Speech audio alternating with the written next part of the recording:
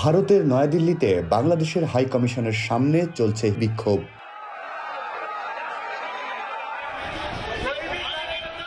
The হিন্দুর প্রতিবেদন জানাচ্ছে, বিশ্ব হিন্দু পরিষদ এবং বজরং দল এই বিক্ষোভের ডাক দিয়েছে।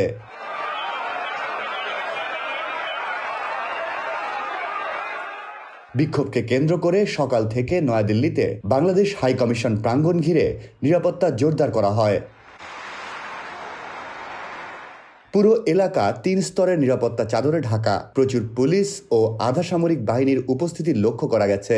পুলিশ জানাচ্ছে, যে কোনো অনাকাঙ্ক্ষিত ঘটনা প্রতিরোধে ব্যারিকেড বসানো ও বাহিনী মোতায়েন করা হয়েছে।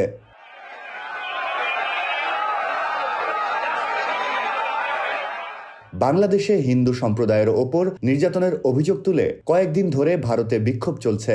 18 ডিসেম্বর ময়মনসিংহের ভালুকায় পোশাক কারখানার শ্রমিক দীপু চন্দ্র দাসকে পিটিয়ে হত্যা করে তার মরদেহ আগুন দিয়ে পুড়িয়ে দেওয়ার পর প্রতিবাদে বিক্ষোভ শুরু হয়। তবে বাংলাদেশে আইন শৃঙ্খলা রক্ষাকারী বাহিনী বলছে, ভালুকায় হত্যাকাণ্ডের শিকার দীপু চন্দ্র দাসকে চাকরি ছাড়তে বাধ্য করার পর উত্তেজিত জনতার কাছে তুলে দেন কারখানার ফ্লোর ইনচার্জ।